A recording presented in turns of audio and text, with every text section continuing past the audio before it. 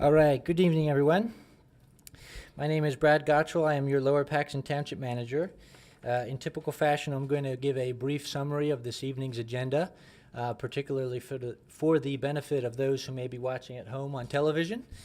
This evening, the board meets under a workshop agenda. We have a number of items on the agenda to include, first, being a presentation, the first presentation of Ordinance 2025-01, which is the Comprehensive Zoning Ordinance Amendment. After that, the board will hear another first presentation, this time of Ordinance 2025-02, pertaining to amending and clarifying the provisions of the police pension plan documents. And after that, the board will hear yet another first presentation, this time of Ordinance 2025-03, that being for the amendment to the non-uniformed employee pension plan documents. After that, then the board will hear any last announcements, take a motion to adjourn, and then finally end the meeting. With all that said, members of the board are seated now and prepared to conduct business. Thank you very much. I'd like to call the meeting of the Lower Paxton Township Board of Supervisors Workshop. We'll start with the Pledge of Allegiance, led by Supervisor Navarro. Pledge allegiance to the flag of the United States of America and to the republic for which it stands, one nation, under God, indivisible, with liberty and justice for all. Thank you, Paul. Next on the agenda will be public comment. Is there anybody that would like to speak under public comment? All I ask is if you want to speak about something that's on the agenda, that you please wait until that agenda item and you will have the chance to speak. So with that said, is there anybody? Okay. Need to have your name and your address, please. Good evening. My name is Andrew Miller from MPL Law Firm in 96 South George Street, York, Pennsylvania, 17401. I'm here this evening with Zen Farhat from Farhat Excavating. We have a request, and I would just ask if this pertains to, and you would rather address this with public comment to the zoning ordinance, that would be fine. Mr. Farhat has a contract on a property on the northwestern side of the intersection of I-83 and I-81. It's currently zoned R1. Okay, I'm going to stop you. Okay. If you could, that would come underneath the zoning that we have on the agenda. That's fine, and Okay. we'll defer to then. It's a new request, so I wasn't Okay, sure if you. but we'll talk about all that with the zoning and the new ordinance. Okay, great. Is there anybody else? Yes, sir. Bill Miller, 4311 Crestview. I just want to take some time to thank Tim Nolt in these last couple of snows we had. He should be recognized. They've been real proactive in putting down material. It wasn't worth plowing hardly, but they did it right. And it's something new that, over the years, everybody does it different. I really like the way he's doing it. The other thing was, I haven't had much luck with PennDOT trying to get stuff done, but I'm still, we've talked about it in the past. In my neighborhood, Colonial Crest, we had an association meeting last night. We got a ton of branches here and there. We talked about a dumpster thing, but we discussed that last night. We really want that there. Will people put 10 other things in it that we don't want in there, and then we got to go get them out? It would be a problem. Then we talked about piling it up down there on the one. We have one big triangle and making a repository for branches. And so what I offered was I have a large dump trailer, and I told them, we can get out there, we can load them up. If I can somehow, when we get a load and we do everything in advance, take them out to the yard waste. Then the township doesn't have to come out with a dumpster. We don't have to come out with a grapple, dump truck.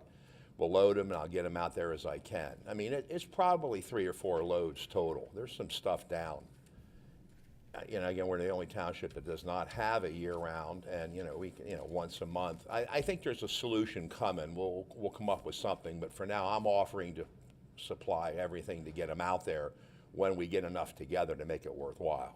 Okay. So I probably will then maybe just talk to Tim about it, send him an email and or you can talk to him and he can guide me. Whatever you want to do would be fine. Okay.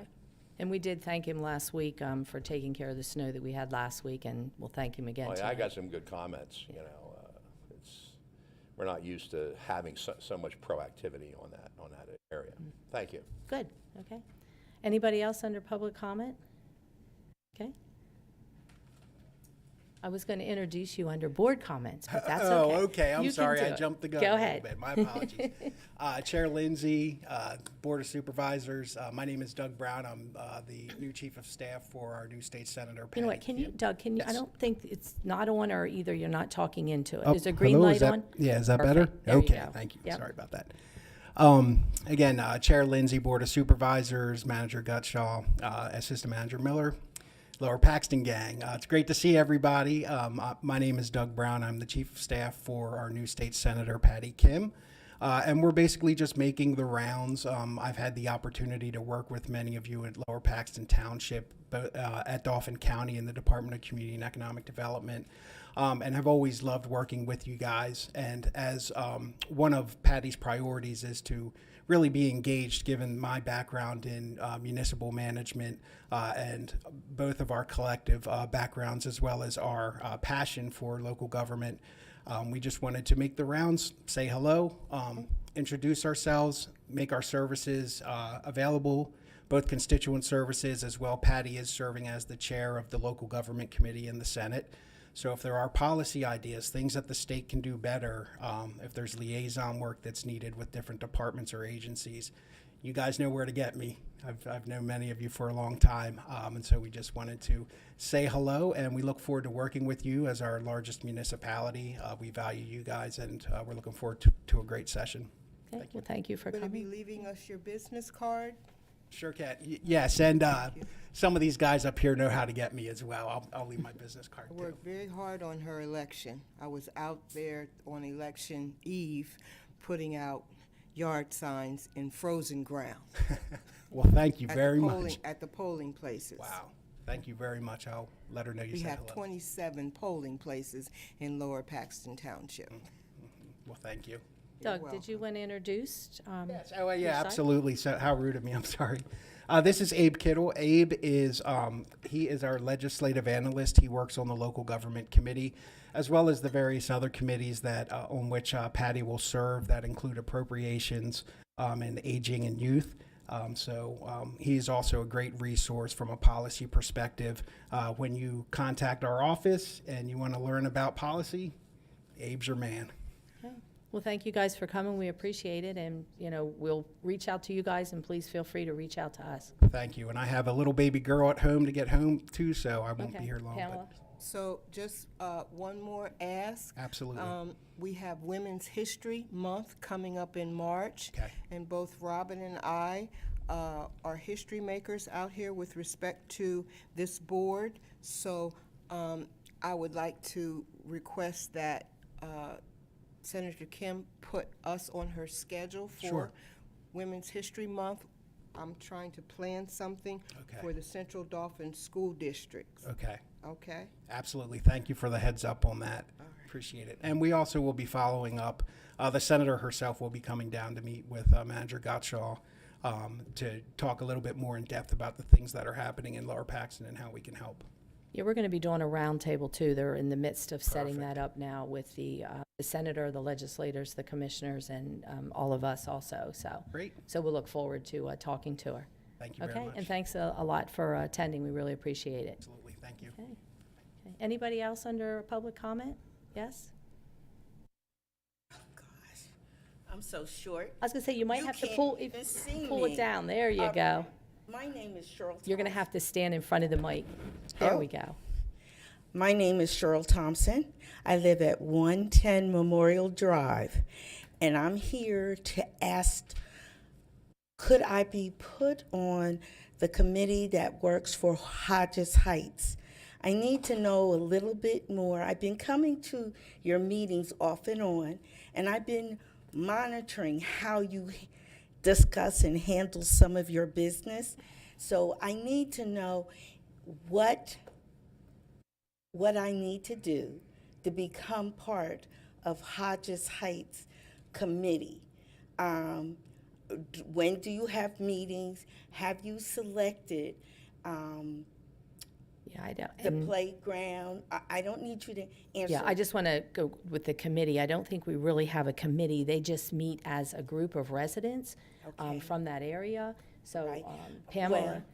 No, because yeah. I'm going to direct this to Mr. Gottschall, because Mr. Gottschall, when I was here, started off, and I've been coming off and on, and he was supposed to plan for a playground. He showed them a playground, and I was waiting to hear what had happened, whether he had met again with They're actually, I can answer that question for you. They're actually going to be meeting in March. The Hodges Heights residents are going to be coming to the Parks and Recreation meeting in March, and that's the first Wednesday of the month. Am I think right? it's March 3rd. Is it March 3rd? Yeah, the email said that was the first opportunity Right. that they could get The architectural firm could get with them. back, yeah. So the group of residents from Hodges Heights will be meeting at the Parks and Rec meeting, you're saying March 3rd?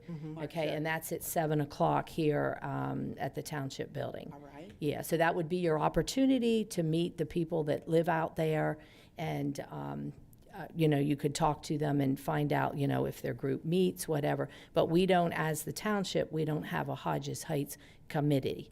Yeah, so I see Mr. Smith is, yeah, Oh, okay, March sorry. 5th. okay. All right. Oh, And 7th. then I want to know if I would like to become a member of your body. And What is rec? the procedure? What is the procedure that I would need to do that? So if you go there's Website? on the website, you'll go to forms and applications, and you can fill one out, and you would fill it out for the Parks and Recreation Board is what you would. I will Yeah. do that. Yeah. And the last thing I would like to share with you, the gentleman that was just here and talked to you about Patty Kim and being part. Her chief of Um, staff. Our Martin Luther King MLK Day, there are all the commissioners come to Martin Luther King Day. And I will be attending that also. But I wanted to let you know that you as a body need to be more active, because some of the things that you could get would be achievable if you went and met them and they knew you. Now, he says he knows you.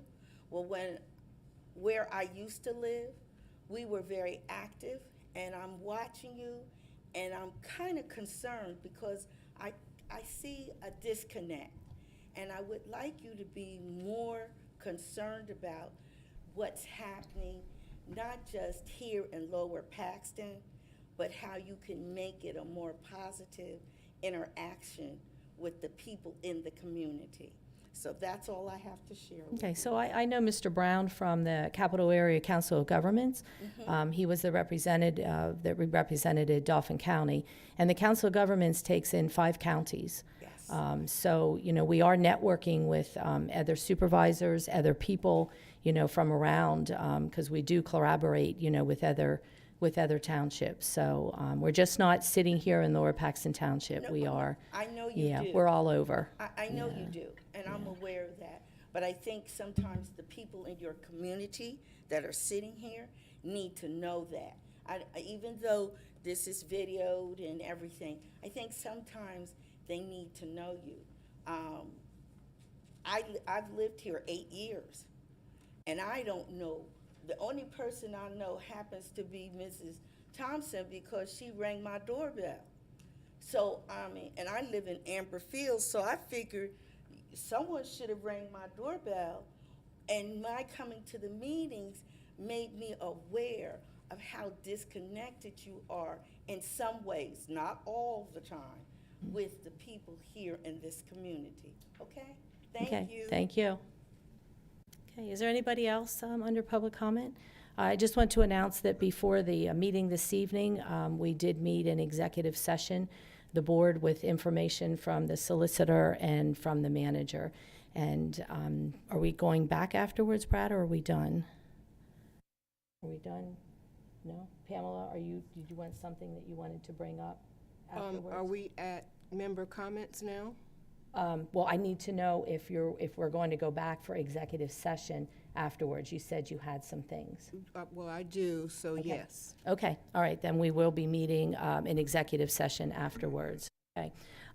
Chairman and board member comments. Does anybody have anything? So I do have comments. Okay. I'll start with, Yeah, wait, hang on just a minute. okay, Did you want to sorry. do something under public comment? Yeah, it was just, I wanted to ask questions about waste management. I know Okay, that it was- can you was that- just- Was that going to be talked about then? today? No, but that's under public comment, so you can ask. I was just told, I believe, was it Sam I spoke to yesterday on the phone? Yeah, can you pull the mic up so we can Yeah. hear you? I believe I talked to Sam yesterday on the phone about, was that you? Yes, I was going to get an update on that. I didn't know if it was going to be talked about tonight, so I didn't have to waste his time with an email to find out what was going on Okay, with it. and Mr. Miller is prepared to talk about Penn Waste. Okay, Yeah. Is it Vincent? yes. Okay. Nice to meet you in person, sir. So in relation to the cancellation that occurred on Saturday, of the three major haulers within the region, two of three haulers did cancel services on Saturday. That was Republic Service and our provider, Penn Waste. Penn Waste covers 71 municipalities within the central PA region, and so when they make their decision to cancel, it's across the board for those areas.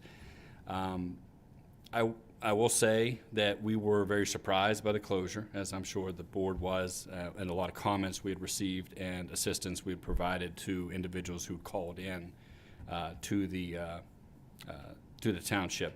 Those that left messages over the weekend and those that called in on Monday, we received well over 1,000 calls. In relation to that closure, we immediately made contact and have been working with Penn Waste for discussion, as well as members from Silver Spring Township. We held a joint discussion call this afternoon and a subsequent private call with them this afternoon, as well as an operational meeting that Penn Waste held internally in relation to our subject matters, and really to stress the need for stronger communication, not only with the municipal partners, but also with the public works directors, to ensure everyone had cell phone access for connection, to ensure there was regular discussion about weather events and concerns before any cancellation efforts would occur. The second thing was to address our Friday customer issue. Anytime we have a holiday schedule or a change in the week, the Friday collections will move to a Saturday. This was at least the second time, if not the third time, that a Saturday was impacted in relation to collection cycle. And essentially the default response from Penn Waste was double collection the following week. That may work for some residents. For a number of residents we heard from, that does not work, and we can appreciate that. In relation to that discussion, that opened up lines of communication for us to look at an alternative arrangement that would allow them to be able to service those Friday customers within the work week with minimal disruption to the rest of the collection week cycle. So we're still going to be scheduling calls to work through that discussion ongoing, which may require some alternative and interesting solutions to see what works best operationally from both sides. And then lastly, we discussed about the concern for a lack of pickup translating into a credit for service. This is something that Penn Waste has not normally done in any past instance. However, they did appreciate our request and are taking it under direct consideration. They do not have an answer at this time, but we're hopeful to hear that by the end of the week to know if any concession will be given to our customers on Friday that essentially are pushed on collection and therefore not getting the full month of collections that they're being billed and paying for. Does that answer your questions? It was more just comment then also with, I made 4 different phone calls today at 4 different times of the day to see what could be done for overflow of trash, because obviously 2 weeks worth of trash, you're already at capacity after 1 week, and in our case especially, we have lots of diapers going on at this time, so it's really overflowing. It's sitting in our garage. Our HOA requires us to keep our trash cans inside and covered, so we have to deal with that as a consequence of it all. And then recycling is where my big concern is. Recyclables were generally at capacity after a week. So I was trying to find a resolution as to what we could do for what waste management can do, or what the township could do to push waste management to provide us with an extra can that week. So I did reach out. The final person I was able to speak to was Sarah Lefevre. She is the route supervisor. Before speaking to her, I asked what I should be instructed to do. I was told by 2 of the employees to put the overflow recyclables inside of a box and just put that beside. That's not an option where we are. We're at the top of a hill, and even when it's just a breezy day, all of that ends up in the backyard and into the woods behind us. And the last 2 times that this has happened before, I spent the next day filling up an entire trash can of just recyclables. So I was instructed by 2 of the employees to do that, and 2 of them told me that bagging the recyclables is absolutely out of the question. So after speaking to the 3rd one, they told me I was able to put it into a bag. And then finally, when I spoke to Sarah Lefevre, she instructed me that 100% we could put recyclables inside of a bag. Now, I know there are bags for recyclables, whether they're clear, green, they're made for recyclables. I guess they disintegrate a little faster when they get taken to the landfill or whatever the process is with it. But that's not what she was referring to. She was referring to just trash bag. Throw it in a trash bag, put it beside the recyclable, it will up. I did look into reaching out to the EA or EVA about that, because I mean, if it's recyclables and they're the Penn Waste, the people responsible for collecting that, are instructing us to put it inside of a bag, it's kind of counterproductive to what should be going on. And it just shows a little bit more negligence to what Penn Waste is conducting here with everything that's going on, with having no resolution for being in breach of contract for not picking up a week that they're contracted to pick up, and just telling us we'll pick up double. I gave them the analogy I'll give you is, if you were expecting a package today and you paid, guaranteed it would be delivered today. You paid extra for that to be delivered. And then they called you and told you you weren't going to get that package until next week the same day, because they see you have a package that's going to be delivered that day you paid guaranteed. You would expect a refund for that money you paid guaranteed because you entered into a contract. It's the same situation, different job, and I feel the township should push a little bit more with, if not getting a full credit for the week, which I don't expect that to ever really happen without litigation happening of something. I don't think it's worth it, but some form of resolution with double pickup for large items, just to make some type of amends to the customer. I feel double pickup, like for the instance, we are able to put out 1 large item a week if you call in. Something as simple as, next time you have 2 large items, if they don't match up, for instance, if you have a queen size mattress and a king size bed frame, they might not pick up both because they don't match up like that. So all I'm kind of saying is maybe push for a credit of, maybe they will pick that up without having to make a big fuss about it. And then my other resolution I think you guys should push for with them is bags. Instances that this happens, I understand there's weather, and that's what I kept getting told and drilled into my head from Waste Management, was blaming on the weather. And I understand that weather is going to cause these types of situations, but they have to have some form of resolution for that. And I think providing the customers affected by it with the recycling bags that are actually for recycling, that should be provided. Sarah Lefevre, even though she did instruct me to put them into regular trash bags, she was the only person I spoke to that actually had any resolution, and she was willing to schedule extra bin, not a full-size trash can bin, but a recycling tote, essentially, for overflow. But I told her again that that wasn't really an option for me because wind would just blow it all away anyways. And the frustrating thing even more about it is Penn Waste policy is to not even take our recycling bins if the lid's not able to be closed because of trash blowing away. But now they're instructing us to put it into a cardboard box and sit it right beside our trash can. Everything just seems a little backwards, and I feel like Lower Paxton should really push against this time, because it shouldn't keep happening like this, and it affects everybody then, because that trash that goes through our woods is going to go into the entire green area behind us. And I was just in here a few months ago to really push for those apartment buildings not to be built behind up behind Blue Ridge there. And that's the area that all of that trash, once it makes it through our woods, it's going to go and fill that all up. And that's going to be a nice park for the township one day. And I would just like it not to have, when it first goes to get built up, be completely trashed. But that's really all I have with it then. Okay, well, thank you very much. We appreciate it. Thanks. Anybody else under public comment? Okay. Anybody, chairman and board comment? I don't have anything, board members? I have something. Okay, Pamela. Okay. So, some of you all have seen this before. This is my Hodges Heights compost facility issues per residence. I will read it and then I'm going to post it. The issues are unsightliness, noise, dust, and hours of operation.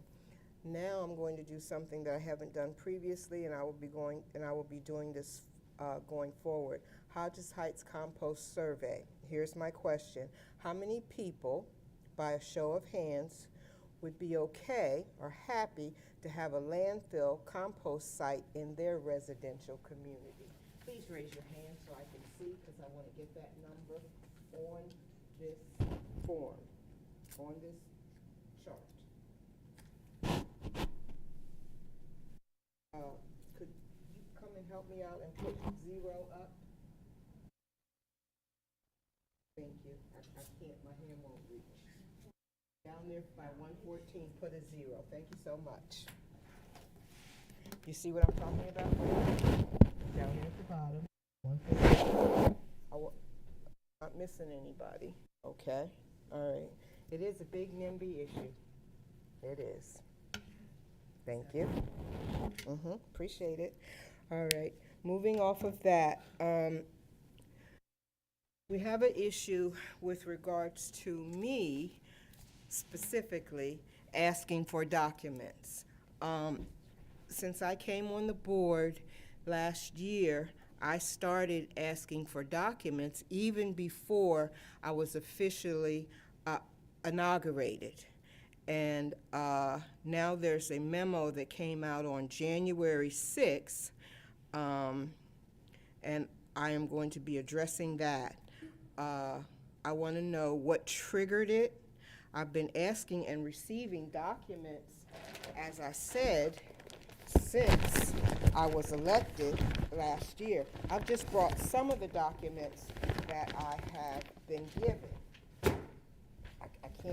I couldn't carry everything.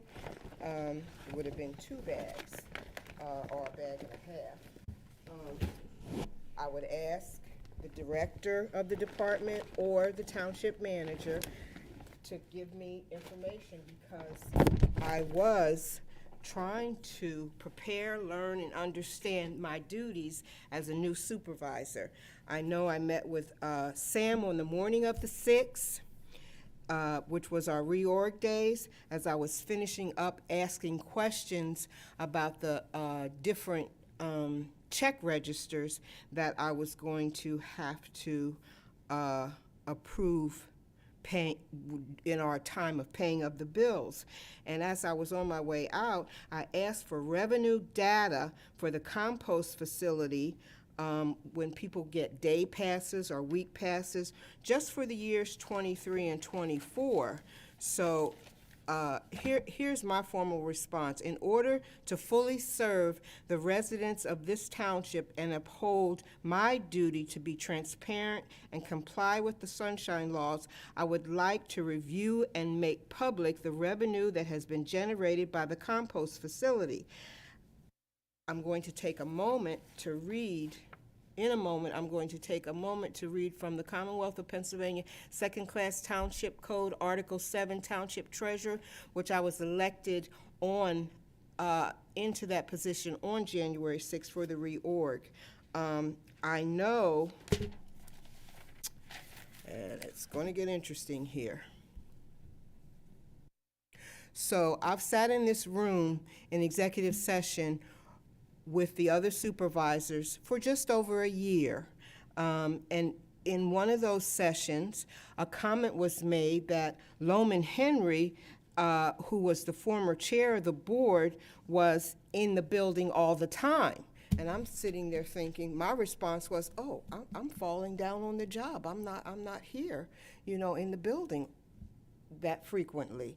So once I started coming in, then I get confronted about why I was coming in the building, what I was being told, who I was talking to, and my response was, well, did you ask Loman all these questions? Why am I getting different treatment between how Loman was treated, coming in the building all the time, doing different things, and I don't want to share everything, but why was I being treated differently? What's so different about me? This board was founded in 1767, and I am the first who looks like me. So I don't know what the problem is. I can't get into somebody else's head. But according to the township, second-class township code, Article 7, township treasurer duties are to receive all monies due to the township, keep distinct and accurate accounts of all sums received from taxes and other sources. The compost facility, my reading as an attorney, even though I'm not barred here in Pennsylvania, I practiced law for 10 years in Chicago once I graduated from Northwestern University School of Law. My reading is other sources is the fees that are paid to the compost facility. So where am I? Pay out all monies of the township only on the direction of the Board of Supervisors. So that's when we pay our bills. Annually state the accounts and make available to the Board of Auditors for settlement. Preserve the account books, papers, documents, and other records of the office and turn them over to the successor in office. So that's all I'll share with you for now. I'm going to be a lot more vocal going forward. I've kept a lot of how I've been treated to myself, but I don't think it's been helpful to me. I would suggest that you go on the website because you can find this second-class township code online and look at Article 7, focus on Section 701 of the Township Code that addresses the treasurer's duties. I don't really have anybody. I work with Sam to go over the 3 check registers, but I'm finding my way in terms of how to do this job to the best of my ability to represent the 16,000 plus Democrats registered here in the township, plus the 15,000 plus registered Republicans. Everyone here is my constituent, and I want to do my best to represent them, and I'm learning. I'm done. Okay, we're good. Okay, tonight we're going to do the first presentation of Ordinance 2025-01, Comprehensive Zoning Ordinance Amendment. So I'm not too sure if that's Ms. Zerby, Mr. Garrett, who's taking the lead here. Let me just start, if I may, just to kind of kick it off, and then I'll turn it over real quickly, just to give a very brief introduction. Of course, we have this on the agenda this evening for the benefit of the board to, I'll say, give yet another opportunity for the board to see this product as we stand today.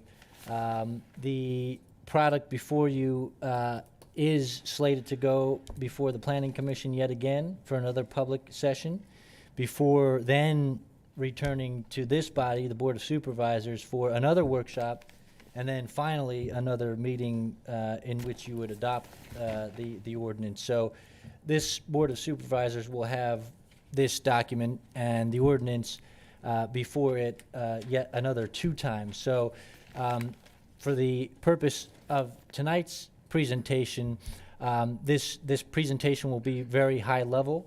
It'll be an opportunity for staff to present the ordinance as it stands today to the board and to the public. But I don't want the board or the public to think that at this point, the ordinance is set to be adopted, or that tonight is going to be the only chance for the board to ask questions or to have any changes committed to the ordinance. It's, again, kind of a high-level opportunity for staff to present the product to the board and to the public. So that'll come back to we're going to do it tonight, then that'll come back to the Planning Commission. I think it's February the 5th, the first Wednesday. And then we'll get it at our workshop in February. Then it'll come to us in March then? Likely that's the schedule. Okay. I don't have the exact dates at this point, but that sounds pretty consistent with Okay. what the general schedule will be. So But that you will way have if- it yet again twice at least. Okay, that way if there's some changes that need to be made, then they'll be taken care of. Correct. Okay.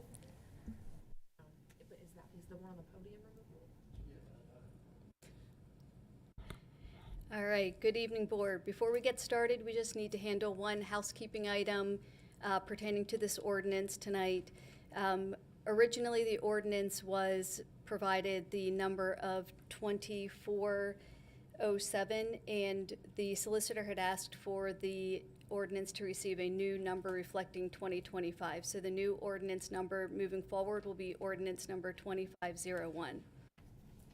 So with that said, ordinance 2501 repeals and replaces the existing zoning ordinance that has not been comprehensively updated since the adoption in 2006.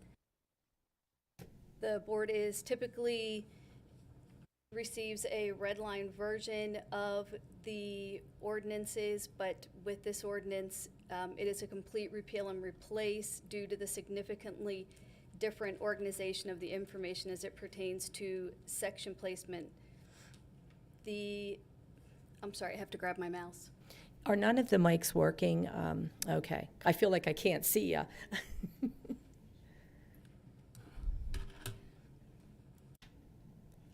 All right, there are specific sections that were identified to be updated, and they are as follows: administration, definitions, zoning districts, overlay districts, and environmental protection, and supplemental regulations.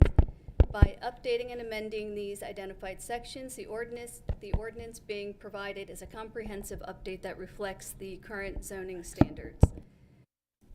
Staff can offer the following summaries for the updated sections. We'll just go through them in order. The first one is administration. Community development objectives have been updated to reflect the goals of the adopted comprehensive plan. The key difference with the updated zoning ordinance is that each supplemental regulation is its own section with specific criteria. By having each regulation as its own section, it allows for a more comprehensive explanation of specific process or requirement. In addition to standard language and article consistency with the current Pennsylvania Municipalities Planning Code. Definitions: a number of land use and regulatory definitions within Article 2 of the existing ordinance have been updated based on current industry standards and the Pennsylvania Municipalities Planning Code. The 2006 zoning ordinance had definitions listed in multiple sections of the zoning ordinance, which proved difficult to review. All definitions are included in Article 2 of the new proposed zoning ordinance. Zoning districts: the current map includes 14 zoning districts and 2 overlay districts. The town center and neighborhood design districts are not shown on the township's current zoning map. Key changes to the zoning districts include the deletion of the residential cluster zoning district as a development option. The RC zoning district has been replaced by the residential medium density, which is R2 district. Both the RC and R2 zoning districts share the same use table and dimensional setbacks in the current zoning ordinance. Because of the same standards being utilized in both districts, no new nonconformities will be created with this change. The RC zoning district is a type of open space development that allowed for flexibility in housing types, where the current open space development allows for single-family homes. Although the RC zoning district has been a successful development option, the district lacked current architectural and streetscape standards that are found in the neighborhood design district and the traditional neighborhood development overlay district. Overlay districts and environmental protection. The overlay districts have been moved to a separate overlay district article.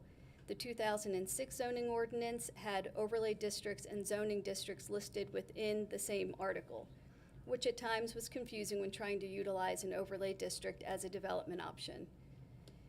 With the deletion of the RC zoning district, which was not an overlay district, but a form of open space development, an added emphasis was put into the current open space development overlay district standards.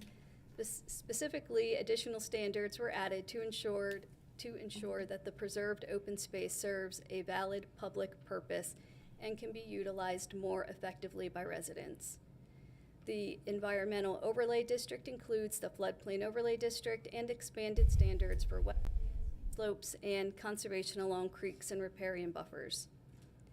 And finally, the supplemental regulations or general regulations refers to the rules and guidelines that further clarify or specify situations like accessory structures, landscaping requirements, signage, and parking regulations.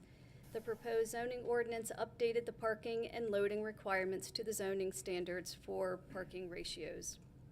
The signage standards have been updated to current standards, which should decrease the need to seek relief through the zoning hearing board.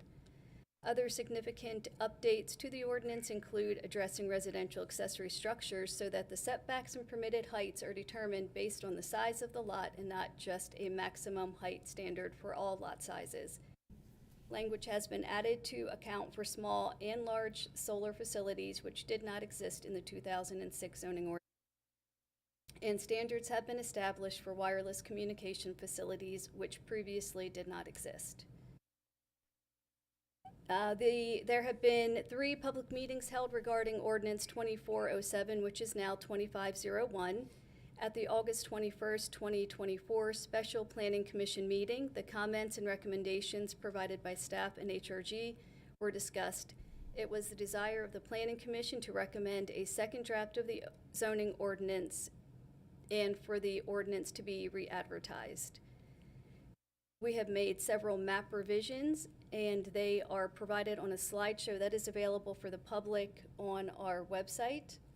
And we can walk through those slides if the board wishes to see the various zoning changes. I think, Amanda, let's do the comments first for the ordinance, and then do the zoning map the second time. Is that okay? That way we can do the ordinance, we have questions, and then if the public has questions, then we can go to the zoning map and you can explain them. Okay. I have some questions. 366 pages. That was a lot of reading. So my first question, was there a specific meeting that just the homeowners that are affected by the zoning map changes, was there a specific meeting just for them, or was it just the meeting at the PC meeting? It was I believe that the exact date may have been the June 6th Planning Commission meeting, where we did the introductory of the zoning ordinance. At that time, that meeting discussed primarily the proposed map changes to the zoning map. Okay. As a lot of us are aware, there was a large turnout for discussion regarding those proposed changes. Okay. So my next question is, I just want to let the board know that I did ask Mr. Gutschall to expedite the meeting minutes for the Planning Commission, that we have all of them from all of the meetings. So that way, when the public is here now, they come next week, whenever, that we have read the Planning Commission meeting minutes. So I just wanted to let you know. I have a question about the bed and breakfast, okay? So it doesn't say anything about Airbnbs. Would an Airbnb or a VRB, would that come, VRBO, would that come under short-term rentals? That's correct. That would come under short-term rentals. Okay.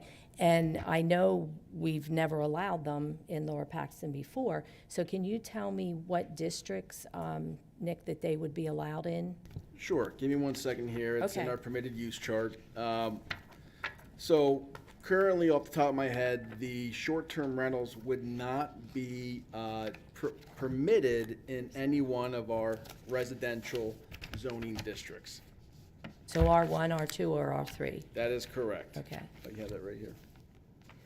And the mindset behind where the planning commission was going with short-term rentals is that the uses, the areas where this would be permitted, which should be in areas where you're not gonna have conflict with residents. So we're looking at having the short-term rentals permitted in the conservation district and the agricultural residential district. They're your largest lots. And that would be permitted via special exception, so you have to go before the zoning hearing board.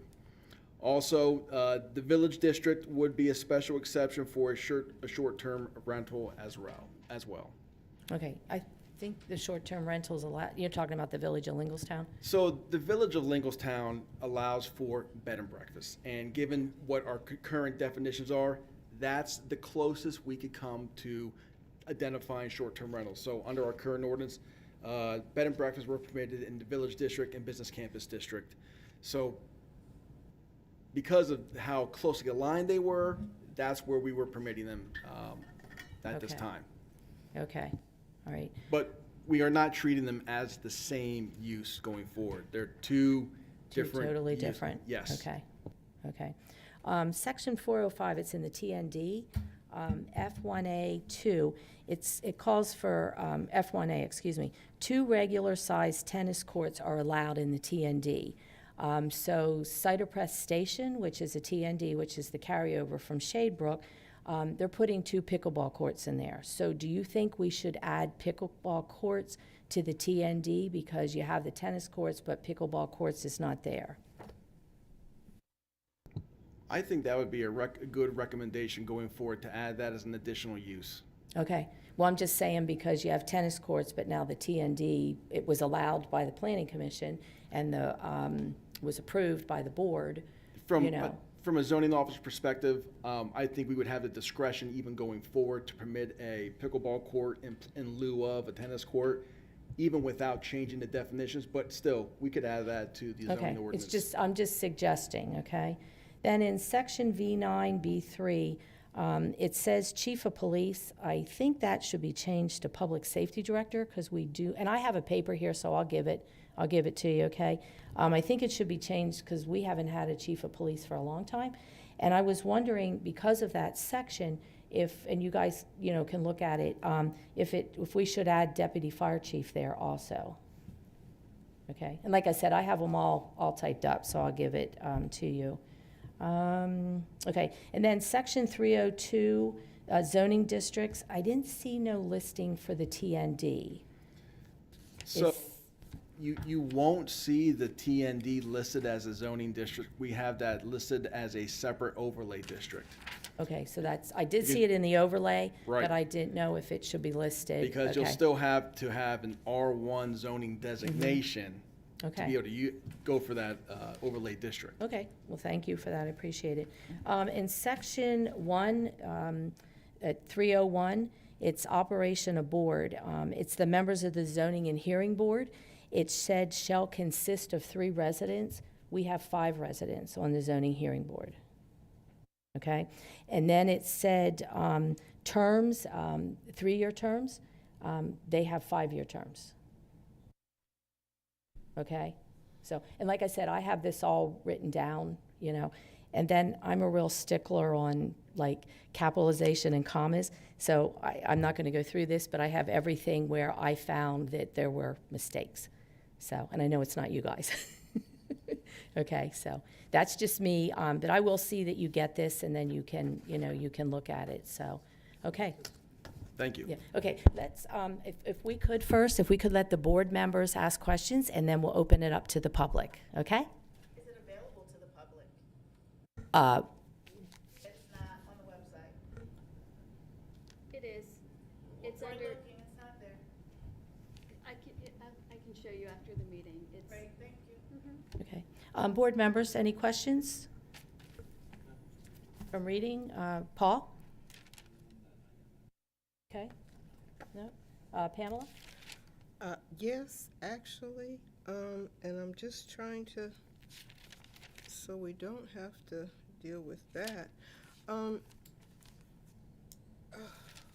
can't find. Oh, so Amanda, I was asking you early. Oh no, this relates to, sorry, it relates to Memorial I. Sorry, Okay, sorry. okay. All right. Ma'am, do you have, before we get to the zoning map, do you have anything else that you would like to talk about under the ordinances? I wasn't able to view it, and from there, so there's no questions that I could pose at this time. Okay, well, the Planning Commission will be meeting again February 5th. So after you review it, you could also go there, and then the week afterwards, we would have our meeting here too, our workshop. So it would be, again, that you could review it and come here, so. Okay, if nothing, then do we want to go to the zoning map? Oh, I'm sorry, public comment? Sure, come on up. Yeah, come on up, you got to come up, because you're on television, so, yeah, and because of the mic, so everybody I've can been hear. looking through it. I wanted to see about what it was about rental. I mean, was that about renting out your home to somebody else? Yeah, we'll let Mr. Garrett. So the zoning ordinance doesn't contemplate whether or not you rent out your property, quote unquote, to a renter. What the ordinance is addressing is the short-term rentals that are taking place in within the township or across the nation, where it's Airbnb, VRBO, where you're going online, Okay. those types of uses, but not entering into a contract with a homeowner where someone rents out their house to you. And that is permissible in the township to rent out your home to somebody, say for a year, a half a year? That is correct, yes. Okay. And then when these landlords have these properties, I'll just throw it in. I've communicated with Nick. There's 2 properties near the Turkey Hill at Devonshire. This is the 3rd year in a row they don't do their snow. And there's a lot of kids. I'm a school guy, and there's a lot of kids walking there. And it's just, I just want to say, when you rent something out, the renters don't take the ownership and pride of ownership that a normal resident does. So I'll send you that. Yeah, and sometimes, Mr. took Miller, pictures. sometimes the renters aren't responsible for the snow removal, that the landlords are responsible too. So, it's a half a dozen one, a half a dozen of other, so you don't know. I've spoken with some Yeah. people that live in a unit. There's about 8 units there, and the guy finally salts it and maybe Okay. shovels it. So, all right, thank you very much. Okay, great. I Appreciate it. had seen another hand. Okay. We'll do the ordinances first, then we'll go to the zoning map. Bob Baker, 626 Lancaster Avenue. I'm just curious, first of all, when this whole thing got started going and supposedly notices were sent out to residents back in June, I and my neighbors received no information on this. I've asked multiple neighbors what was sent out, when it was sent out. Some have received it, whose homes are at the back end of where these changes are going to take place. Some of them received it, but other neighbors in my stretch did not receive it. My other question is, what is the timeline? When is the final vote on this ordinance taking place? Well, if it's coming before PC February 5th, and then we have workshop the next week, then I asked Mr. Gutschall if it would then come up in March before the board. Yeah, what's that, March 18th? It looks like it's. March 18th? It's scheduled for the public hearing? March 18th? February 18th.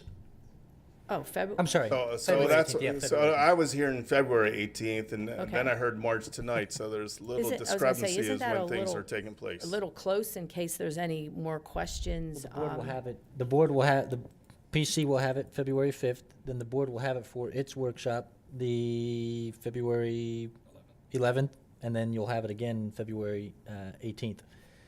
Okay, so my question is, what if there's some changes again, at our workshop? That's, as is the case with any ordinance the board considers from time to time. I mean, this has been considered by the planning commission now probably going on, 6 meetings?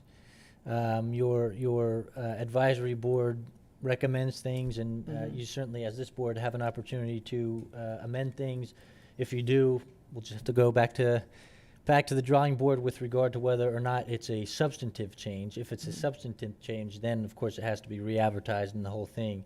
If there are commas or misplaced Right, yeah. capitalization, those do not have to be Right, re-advertised. right, But okay. so it depends on the scope of the change that's requested. So I'm going to go. So one of my questions is the advertisement, right? Because I keep hearing advertisement, but suppose this was advertised last June. I just caught wind of it 4 weeks ago, maybe, at the earliest. So I'm not sure what these advertisements are and how they're being advertised, but it's not being done very well then if that's the case, because I just learned about this. Okay, And can it I- directly affects my neighborhood. Yeah, okay, that's what I want to ask you. Is your neighborhood part of a zoning change? Yes, absolutely. Okay. The Claremont Plaza. Claremont That's Plaza. number 12. The zoning map changed. Okay. Number 12. Board members, if I could address this. So the parcel that is specific to the Claremont Plaza is being proposed for upzoning from commercial neighborhood to commercial general. That is not rezoning the neighboring properties off Lancaster Avenue. Now, we did send letters out to neighboring property owners. We have a system online that does an automatic mailing. Do I submit to you that there's properties that didn't receive mailings? Absolutely. But we tried our best to get majority of neighbors notified regarding the potential rezoning. As far as advertisements go, we've not done a public notice for the zoning ordinance yet. We've done mailing to residents. We've did a first round of draft ordinances that sent out the draft to our adjoining municipalities and also Dauphin County. Due to the substantial comments that we received during those meetings and the fact that we had to go back and amend the proposed zoning map, we had to enter into another draft version. So essentially that ordinance didn't have enough legs to move forward. So there hasn't been a public advertising done yet for this. So my concern, though, again, is that I'm hearing, we've had multiple meetings about this, multiple discussions, multiple advertisements. That's not necessarily true. So obviously there's a discrepancy there. That is not true. Can So- I ask, sir, just to cut to the chase, what is your concern about? What is my concern? My What this concern is is going the to- people who are affected by this don't necessarily Well, know about I it. want to make sure we understand what the effect is that we're talking about. The What? effect is not having knowledge that this is taking place. No, I want to define what this is. What is the impact that you're worried about? And The impact is the change in the zoning Right. from commercial to, so I don't want a Wawa in my backyard. Yeah, so, So you're in commercial neighborhood Yeah. now. And I don't think any of you want a Wawa in your backyard. So commercial neighborhood, and then it's going to commercial general, is what Correct. I'm seeing here. Correct. Okay. so is that a legitimate concern? Yes. That's a legitimate concern by residents, absolutely. He would be zoned R1. The zoning district is adjacent to where he lives. Okay. That is looking to be potentially upzoned to commercial general. Now, under a comprehensive zoning update, there is no requirement to notify residents of a comprehensive zoning update to a zoning map. If you were doing a zoning map amendment for a singular lot, a text amendment, there is, but not for a comprehensive map amendment, comprehensive zoning ordinance update, I should say. Be it as it may, we've advertised on our township website, social media, use those avenues to kind of get the word out regarding the meetings that we've had up to this point. And we did supply residents, 41 residents, rezoning area did get mailers. Okay. So the CN, which is the commercial neighborhood, it says lighter types of commercial and compatible with nearby homes. So you're going to a commercial general that the definition says not compatible with homes behind. Correct. Okay. Which means a Wawa could come into our backyard. Okay.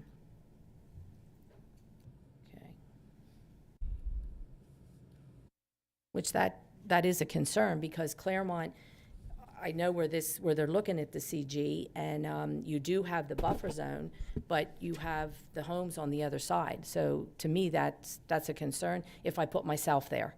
Absolutely. Right, Yeah, yeah. if I put, and that's what we should be doing. How because big we're is the residents. buffer zone? It's Not it's big. not that big. Not big at all. It's not that big at all. There's not that many trees. So you know where Copper Pub is? Yeah. Yeah. It's that tree area right there by Copper Pub. And the houses are literally on the other side of those trees. There's not a lot of space there. So to fit a Wawa or some similar business there, one, there's no need for it. Two, there's just not enough space for it. And that road, Mountain Road, is already heavily traveled. So Don't that's need to add traffic to it. So I have a lot of concerns that I will speak on this more at the next meeting. Again, I just found out about this meeting today. So I have a question for Nick and Amanda. Goes to commercial general, which could be a big store, a big, commercial in that area, and that's a PennDOT road. Have we been in touch with PennDOT at all about changing this zoning? Because there are a lot of accidents coming off of 81, and if you do change it to commercial general, you're gonna have a big store somewhere in that, big commercial in that area. So do we contact them when we're doing this zoning map? Because they're right, Mountain Road is a PennDOT road. So you wouldn't reach out to PennDOT proposing concerns for hypotheticals, what ifs. What is the generating factor when PennDOT is contacted is a subdivision or land development plan. When there's something that would actually be developed, you would have to meet PennDOT standards and warrants. So it's after the fact. Correct, Right. yes. Okay. Because I think that is a big concern in that area because of all the accidents, coming off of 81. And depending on what goes in there, could be a heck of a lot of traffic. Absolutely. Yeah. Absolutely. I personally am more concerned on going to the CG because of all the homes in the Claremont area. Like I said, there's not a big buffer there. I've had tons of calls from people in the Claremont area because they are upset, because who knows what's going to go in, if it does get changed to CG, who's going to go in there. And, the definition for CN says lighter types of commercial and compatible with nearby homes. Right. And CN, I'm sorry. And that's what it is now. Okay. Okay, thank you. I just wanted to make sure. So February. So is February when- 5th, and then the 18th. following Tuesday, oh my gosh, so February 11th? Yes, Okay. 11th. Okay. And then the Yeah, 18th or so. I would suggest, sir, that if you have more specific comments like that they be directed to Planning Commission. That's that February 5th meeting. Again, that's the committee that really is the recommending body to this board, which really digs into the technical aspect, and your comments would be really well served, lobbied at that board relative to then to providing this board with their feedback, and it'd be really great there. Appreciate it. Thank you. You can still submit your comments to myself, and I'll make sure that Planning Commission receives them. Okay, all right, thank you. You're welcome. I just have a quick question.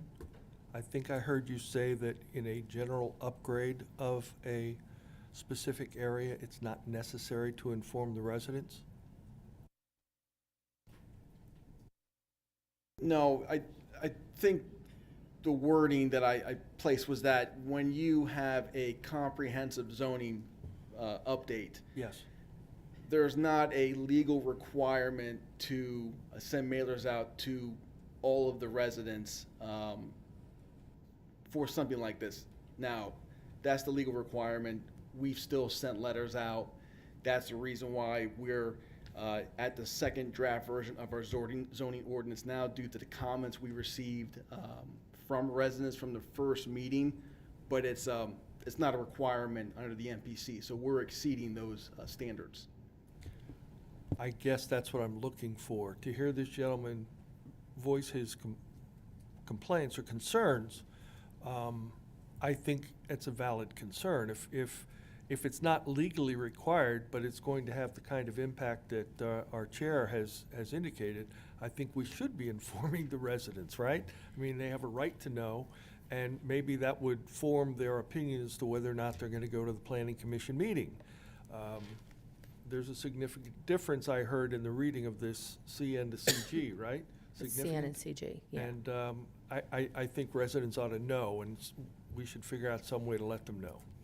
So the 41 that you sent out, does, like, behind where the buffer is, does that 41 residents, do you just go back so far?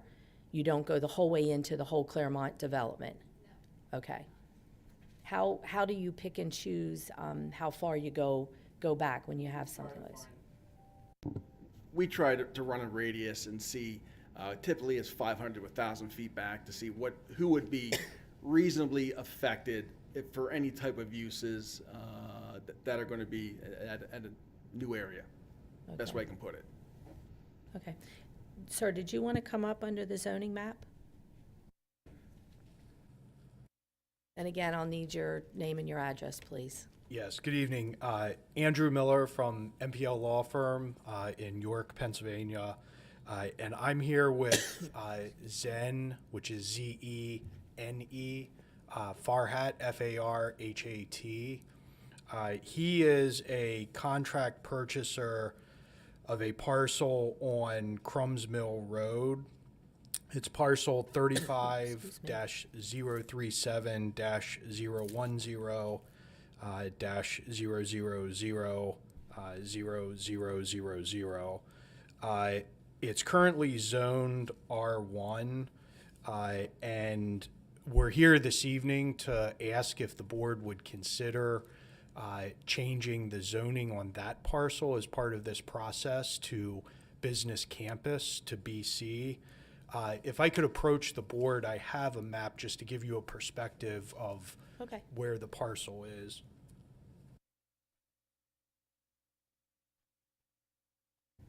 If I can ask, what is around it as far as the other zoning districts? Because you're saying it's R1. Business commercial. I'm sorry, business campus. This is right across the street. This is that property as soon as you come underneath that overpass from 81. Oh, okay. Come over, it's on the right. Oh, I know exactly where it's at. Power lines, Yep. I think, go up through there. I'm familiar with that property. Yeah, doctor's office and all that stuff is on the other side. What, this? So it's down from the game commission? Can you, no, that's on Elmerton. This is on, can you bring this up, the map on there or not?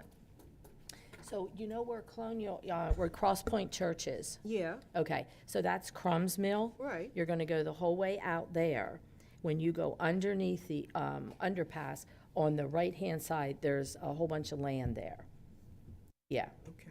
yeah. Yeah, to get there, you gotta go through all that. I mean, there's all the office buildings and everything that you go Office through. buildings and go right there under. on the right, yeah. And then beside that, Yeah. and there are houses, that piece of land is on the right-hand side, there are a lot of houses on the left. Actually, when you pass that land and start up the hill to the stop sign, there's some houses there also. Yeah, now this is up, but on the left side, I used to work there, that's why I know, right across the street. So, but this is it, so this, what you're showing, it butts up against the 81. It touched 81. Is that correct, sir? So are we looking Yeah. at the parcel to the north of Commerce Drive? It's the part, you just had the cursor on it right there, that parcel. Right, so Gotcha. that is, the That's- surrounding properties to that are R1. Mm-hmm. That is correct, and the intersection is already surrounded on, I mean, basically on three sides by the business commercial. One piece, like you, that, it shows it. Okay, you'll have to come up to the mic, because you're on television, so, yeah. So What you the, just circled in red is actually, that should be that's one lot. It's bigger, like both those, yep, that's all one lot. It shows it like down in GIS mapping, but it's actually one. and you're just asking for that one lot to be rezoned to BC? That's correct. The 2018 comprehensive plan, the draft land use map in that, which is on, there's a screenshot on the third page. of what I handed out actually showed that area to be business campus. So we're requesting, we feel as though that's consistent with what your comprehensive plan shows for the future there, as well as I think there was already mention of the power lines running through that parcel, and the fact that this sits right up against the interstate. It's not a particularly great parcel for residential. It is, we feel, more appropriate as business campus. Mr. Farhat doesn't have any specific plans for the parcel at this point.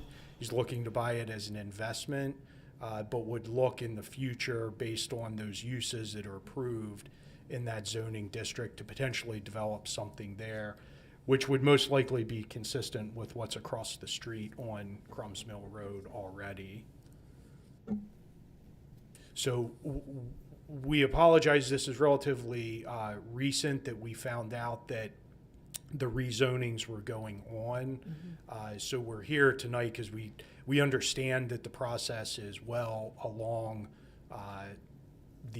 The approval process and the review process is well along, and we are somewhat late coming to the game with this, but we were hopeful that we could still get in the process because I think, as was stated, there's still review going on, and there could be some other changes in the zoning map as well. We think this makes sense and would be the time to at least request that change. So, Mr. Gutschall, do you want to handle this, or should I ask Amanda? Well, let me just ask staff. I mean, did Planning Commission discuss that at all in conjunction with the comprehensive plan showing it as a greater? This lot was never contemplated.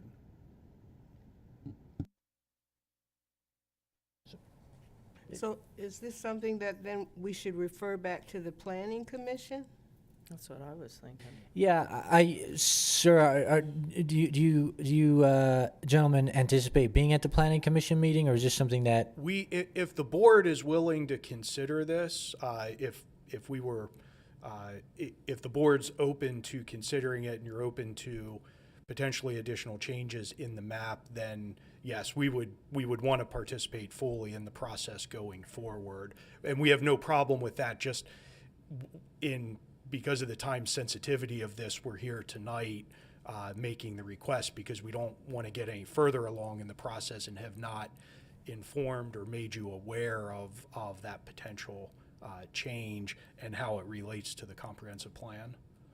How set was Planning Commission on the map as presented? Well, the 45-day review period has already started.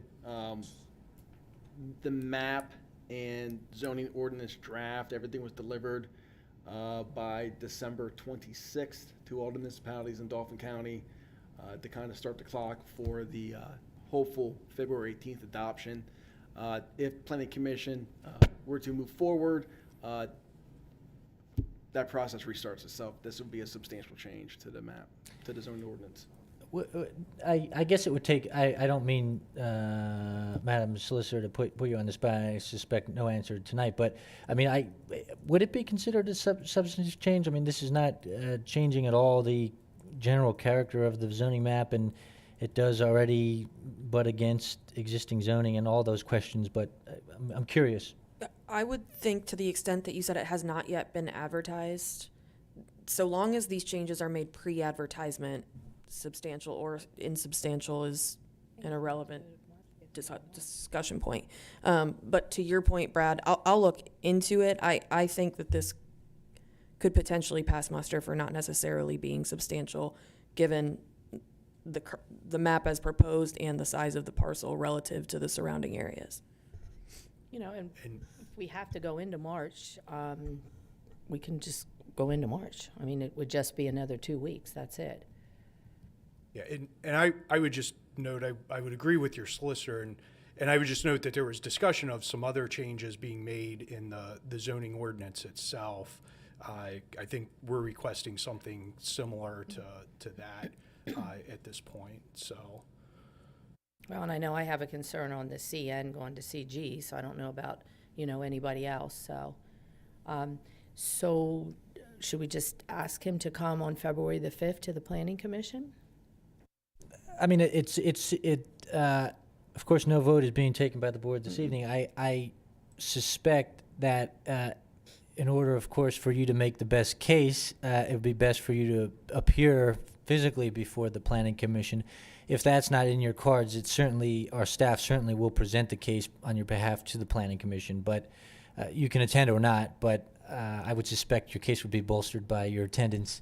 So I think it'd be appropriate that you would attend. Yeah, and it sounds as though you are willing to, or you're open to consideration of this. We can submit a formal request in letter form to staff that can be presented, and we would like to appear at the Planning Commission. I would recommend that you yeah, would, to that you keep would appear. advocating for this. So again, we just wanted to make sure that because we knew about this process now and we just found out about the process, we wanted to make sure that we get here and we make it known that we're making the request. So we can formalize that in a letter to the township. And then Planning Commission will see you on February the 5th. That sounds Got great. here in the nick of time tonight. Thank you for your time. All right, thank you. Okay. Anybody else from the public on the zoning map? Board, do you have anything that you want to add? Oh, I'm sorry. Yes. Hi, good evening, Marisa White. Just in Can reference. you give your address, please, honey? Delano Boulevard. Just in reference to advertising, how does the board or Lower Paxton go about advertising for those individuals that aren't on social media, Facebook, don't receive flyers? How would particularly this gentleman's neighborhood have been notified outside of? Well, do you want to explain how the advertising's done, Amanda? So the advertising is through the Sun, and it meets all the public notice requirements. We also do post it on our website, as well as the communications director sends out, I believe, social media posts. Okay. So that's it? Just for those individuals that don't use social media or don't have Lower Paxton as like a home page or not searching frequently, how would we get notified? I mean, could you post something outside the township building? Or is that above and beyond what's required of the township? Yeah. We do post our agendas out on the bulletin board out front. They are posted every week.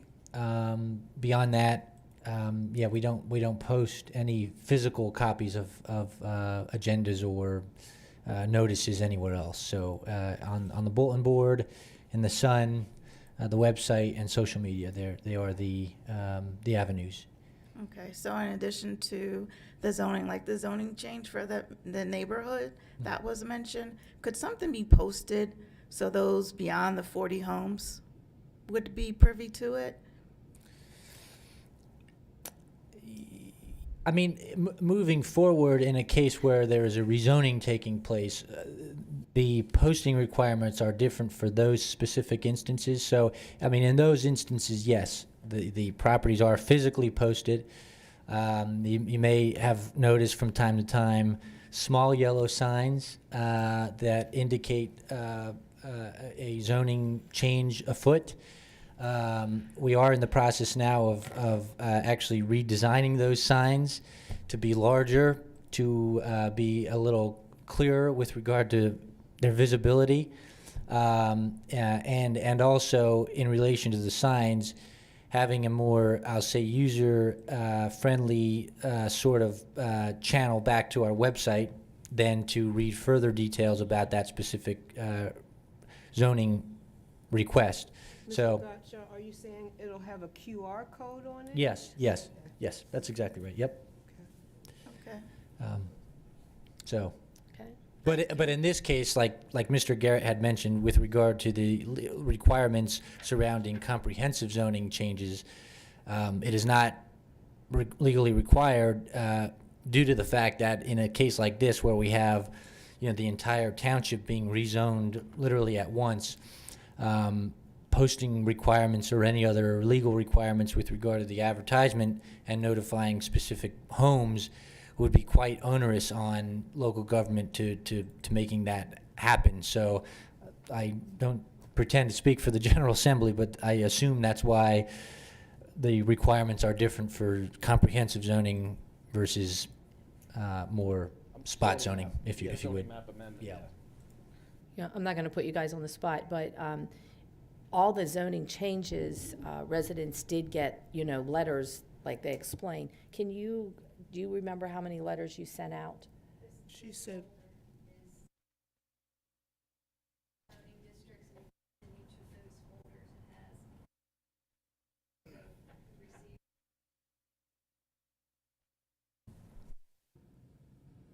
I was just curious, over 1,000? Over 1,000, okay.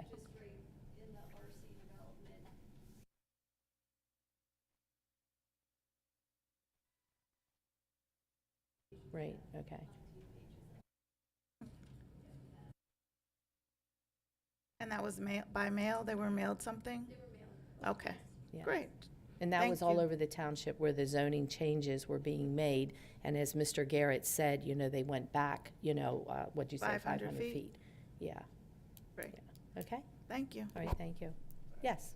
Can I just get some clarification then? So you're saying the Sun, as in the Hummelstown newspaper? Hummelstown newspaper, which affects Yes, Lower sir. Paxton Township. Yes, sir. With the closure of the Paxton Herald being at that point our local newspaper of record, the closest newspaper of record that actually hits most homes within the Lower Paxton relative to the other publications, not speaking about the Patriot, Penn Live, the Sun has most number of subscribers in Lower Paxton in comparison to those other. I'd be really curious the number of people that subscribe to that. But Mr. anyway. Gottschall, if I may really quickly, just to offer clarification generally, this is one place where the legislature simply hasn't caught up to reality, and the legal requirement is that it be published in a publication of general circulation. That's the phrase from and so you can't just, it has to essentially be a publication. And you have to, there are certain townships that it literally gets posted in the courthouse circular that like 3 attorneys over the age of 87 read. It's just the reality of what the law dictates in terms of where it's published. The hoop you're jumping through. Okay. All right, got you. Social media. What social media is used to advertise this? Township, Yeah. Lower Paxton Township. Paxton Township. So that's the only social. You're not We- talking we- about we- Facebook yeah. or anything else like that. No, You're just fa- talking- Facebook, Yep. Lower Paxton Township, Facebook. Well, I don't use Facebook. I don't Website. We have a website. We have a Twitter. We have Instagram, and Facebook, Instagram, and Twitter, and the website. So what I'm hearing tonight is I need to check that all the time then if I want to know about any zoning changes that are taking place. In addition to the fact, sir, that our website does have a system wherein you may register for it to receive automatic updates on agendas. So while you're not going to get a notice saying, "Hey, we're rezoning tonight," you will receive a notice saying that there is a new agenda uploaded for Planning Commission, for example. And if you are subscribed to the Planning Commission RSS feed, you will get that notice and you will see that. So Okay. Thanks for the And clarification. I know it's not easy, sir. I bet you're probably a little bit younger than me, but we're close. Probably when you were growing up, your parents and everyone, you could read the newspaper, what your local government is doing. That's what I used to do for a living, and they got rid of all those. So if they still had a reporter coming and covering this, we would have seen it in the paper, and it was a lot easier back then. It just, there would be a buzz out there, and everyone be talking about it. But Trust me, we do miss the Paxton Herald. Yeah. We do. If I Yeah. may, you sound a little bit disappointed in our advertisement. Did you have some recommendation for how we could better inform the community? I mean, I appreciated your sentiment earlier. Like, if it's something that is definitely going to affect a particular neighborhood, that everyone in that neighborhood be made aware of it as opposed to 14 people. No, 41 Okay, people. sorry. Yeah, And 41. I guess got I the don't know numbers how we reversed, sorry. would do that. You know, as Mr. Judd has said, when everybody got the Daily Patriot News or I'm old enough to remember the evening paper too. Putting it in the paper was one way. How do we do that today? You know, as our manager said, we put it on the website, but I understand you have to go looking for it.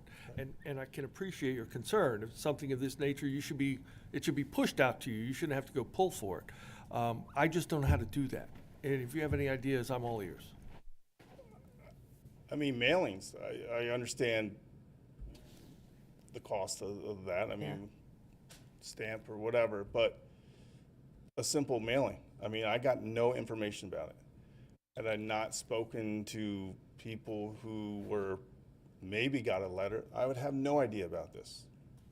So fortunately I did. I mean, I'm very fortunate that I did. But in a situation in our area where it's going to affect not just those 41 people that got the mailings, but so many homes in that development, then those people need to really be notified and know about it, because I'm sure they would be here if they knew about it. I don't think they do. So, but again, I appreciate the clarification, and I appreciate, your willingness to listen. And I understand and appreciate your concern. And if we knew a better way, I would endorse us taking it. I just don't know what that better way is. I'll put some thought into it. Thank you. We used to do a newsletter many, many, many years ago, 4 times a year.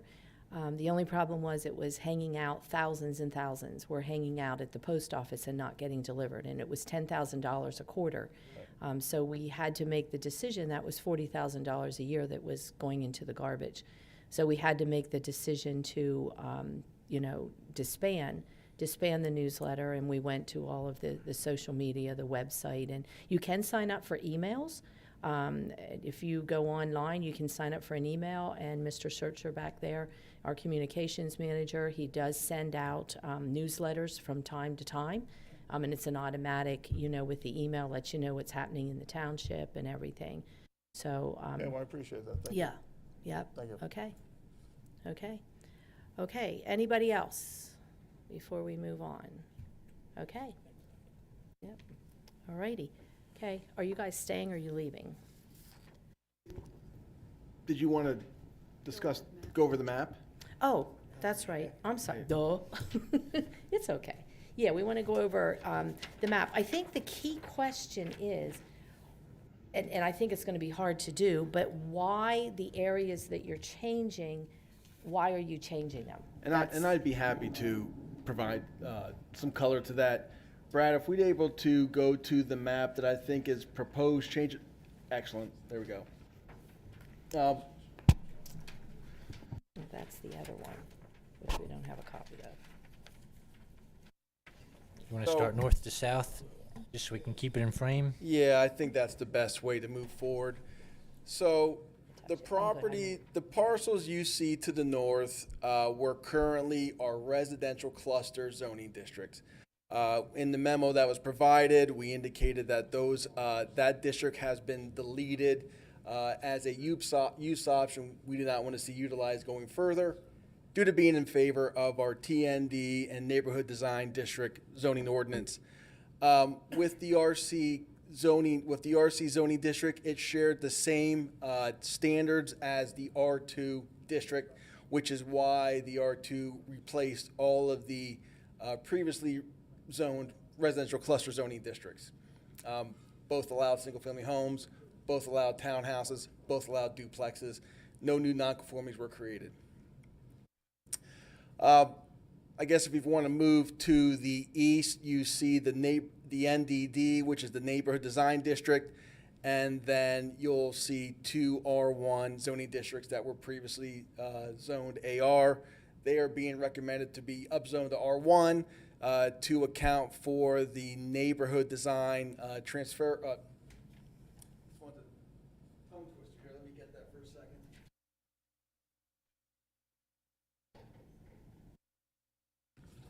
Bear with me one moment.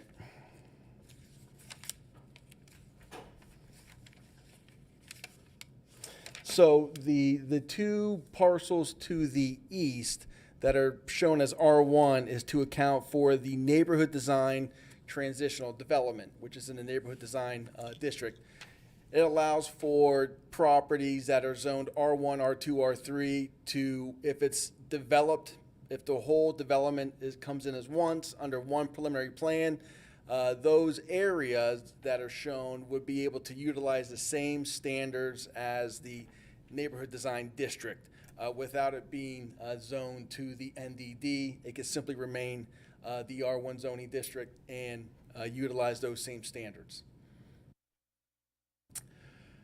Okay, I guess if you want to, is there any questions on that before I move on?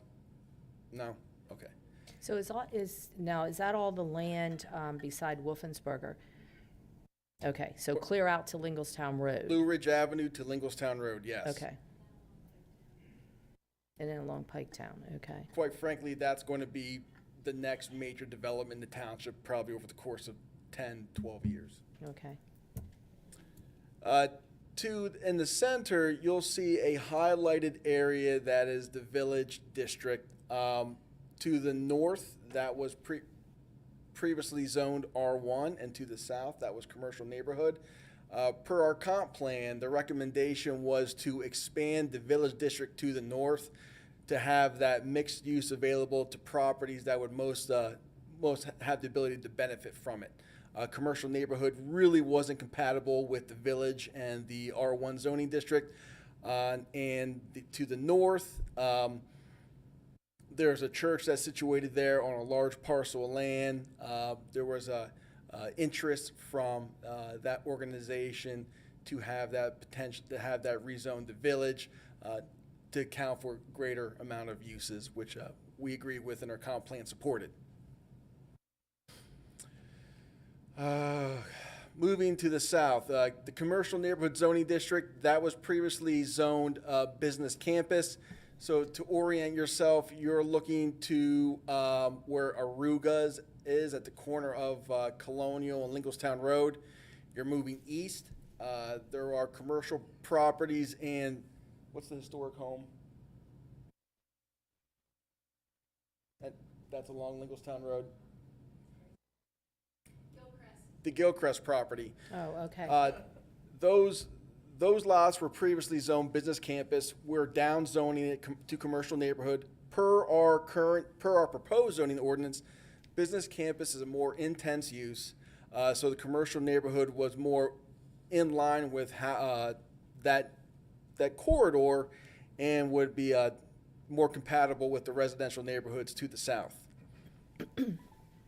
Brad, if you wanted to move to the west, there were office neighborhood.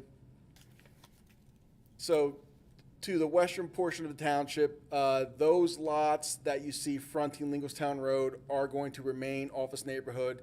There's a dental office and a couple residential homes that no longer carry commercial uses.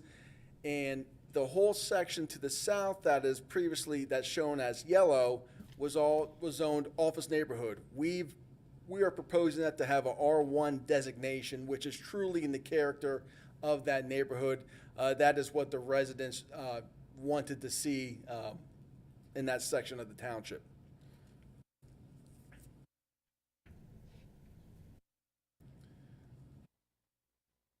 This section here, R2 zoning district, that's Stray Winds Farm, currently carried the residential cluster development. Now it's going to be carry the R2 designation.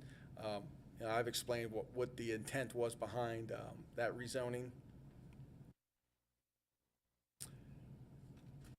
Along Colonial Road, there's two properties.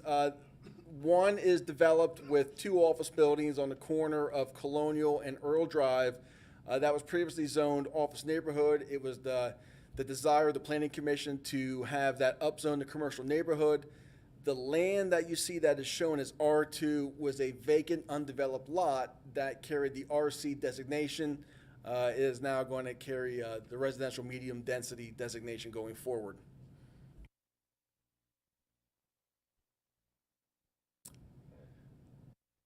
Anywhere you see that was zoned, that's large parcels of land that are R2, carried the previous residential cluster zoning district, which was a quite popular development option for developers in the late 90s and early 2000s.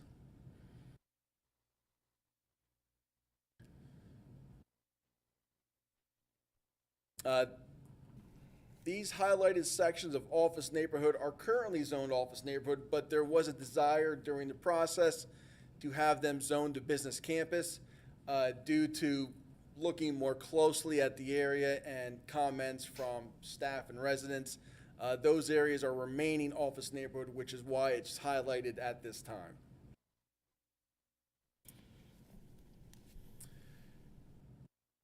This section of land that's R1 open space development also had a residential cluster zoning district designation. That's an undeveloped parcel of land.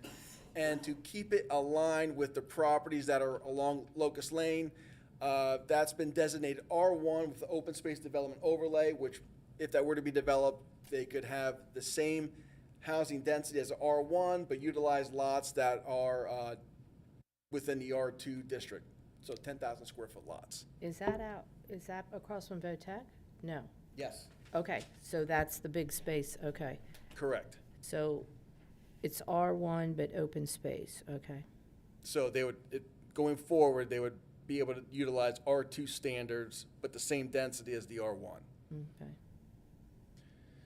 And to the right was another residential cluster development. I forget the name of, to Embers. Yeah, about 14 lots, small development, residential cluster carrying the R2 designation. That's a denser designation, isn't it? No. No? Same density. That's why R2 and RC on our use table share the same use table, the same designation. The density is the same. Okay.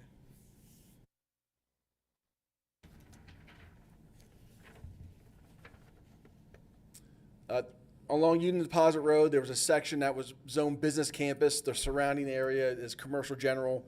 There was a desire to continue that commercial general designation since its retail uses and the office research development is more to the south of Union Deposit Road, not so much on the along the Cartway of UD.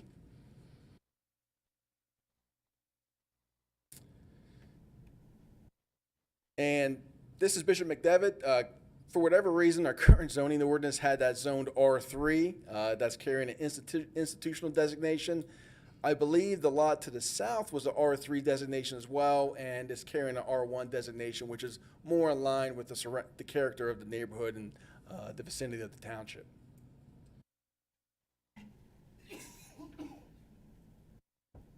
Brad, I think we probably... Oh, okay. Great.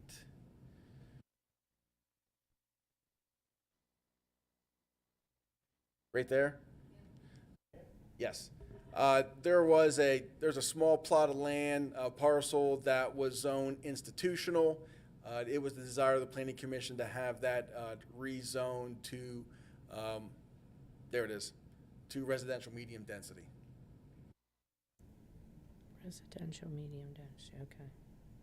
Institutional turned out to be a very difficult development for a lot of that size. R2 was more appropriate, gives some flexibility for the owner. What's around it?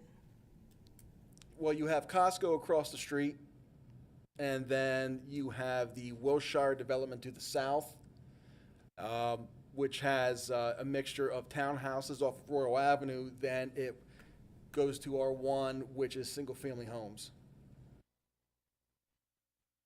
Okay.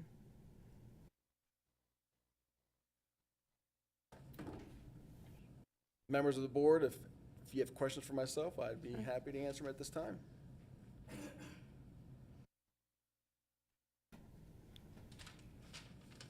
And can you explain again why they're changing the one on Mountain Road from CN to CG? Okay, so even during the comprehensive plan outlined a goal that you should look for development options in different areas. This section along North Mountain Road was identified as an area that could potentially use a boost with upzoning to commercial general. Prior to the beginning of the stages of the zoning ordinance, Township met with the owners as they were looking for ideas on how to get visibility to the site. First starting with signage, and then what uses they could utilize on their property. Explaining to the owners that there's a zoning ordinance that's looking to get worked on down the line. An option could be zoning that to commercial general, since we have commercial general to the south, and that would be a contiguous zoning designation from 81 along to North Mountain Road. Okay. Does anybody have any questions on the zoning map? Good explanation, Nick, Amanda, appreciate it. Okay. Anybody from the public, would they like to speak on the zoning map? Okay. Okay.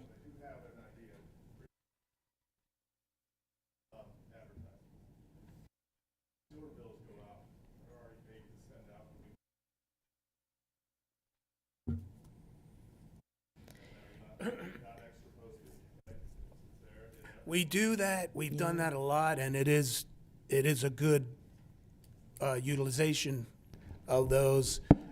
We always get the best bang for our buck, as far as people. And obviously, that wouldn't satisfy any legal requirement, but we're always looking for things to put there. A lot more people would have seen it this time. Yeah. It would have had to have been a very sweeping kind of advertisement that it was just a proposed zoning. Well, that's ordinance was true. happening, Right, because because- the dates have changed so many times Right. through this process, so. And I'm going to be we upfront wouldn't with be you. allowed to put- I say to people, hey, this was in your sewer bill. Oh, I just pull the sewer out and pay it and throw the envelope away.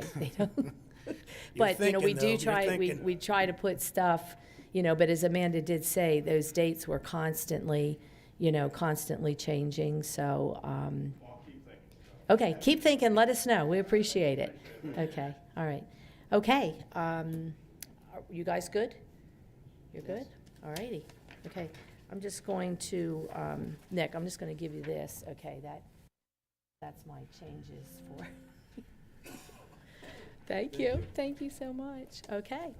All right, we're going to move on to the first presentation, and thank you guys for coming, we really appreciate it, okay. First presentation of ordinance 2025-02, amending and clarifying certain provisions of the police pension plan documents. Mr. Miller. Thank you, Madam Chair. Board, there's no action for these items tonight. The ordinance for adoption for next week is advertised, provided the board has no concerns here. I'll give you a brief overview of these pension plan revisions. From the highest level possible, there are no benefit changes, either to reduce or improve benefits. This is merely just text revisions to clarify a number of sections and incorporate additional law changes for those things that have been repealed and those things that have gone into place. So again, just very high level on this. We had last formally adopted plan revisions in 2012. There have been small amendments that have happened since that date, but we don't rewrite the plan when they happen. We do them as addendums to the plan. It had come up at that point. We had just done the one-time inflation mitigation stipends that the board had approved in 2023, and those had unique language to write them out of the pensionable wages discussion. That kind of kick-started a discussion about we should probably revisit the plan since it hadn't been updated in a decade, and there were a couple law changes that we needed to clarify within them. So, as part of that, we also use that as an opportunity to clarify language where benefits had been managed in a certain way under the plan, but it just wasn't written in a clear manner to provide guidance as part of that plan document. Case in point was short-term disability, long-term disability, and workers' compensation, that determination of when you become an active employee and an inactive employee. To us, it was easily known and we could manage that, but we wanted to make sure that that was codified in this language. So again, most of these revisions were just to provide some clarity as far as the application of benefits. In relation to the plans, we provided a copy of each of these red line plans to the collective bargaining agreement representatives from each of the pension committees, and they were given a period of time of about a month to respond. We did get some responses from the police union, and we responded back in kind, and we've reached the point where they could then be brought to the board. So this early introduction was for you to have a chance to look at the red line copies in case you had any concerns or questions, which I'll be glad to take today. But apart from that, they'll be on your agenda next week for adoption, and we'll get those formalized and in place for our pensioners. Okay. Do the board members have any comments? Any questions for Mr. Miller? Well, just for record, unlike typical ordinances, this does not go through a public hearing period, so it would just be a straight adoption next week. Okay. All righty, so we did the first presentation, and that'll be voted on next week. First presentation of ordinance 2025-03, amending and clarifying certain provisions of the non-uniformed employee pension plan. Mr. Miller. That's a ditto on the last statement. They go hand in hand. They were revised together. Okay. All righty. Anybody have any announcements? Any announcements? Anybody from the public have any announcements? And thank you all for attending. With that said, do I have a motion to adjourn? So moved. Second? Second. All in favor? Aye. Meeting adjourned.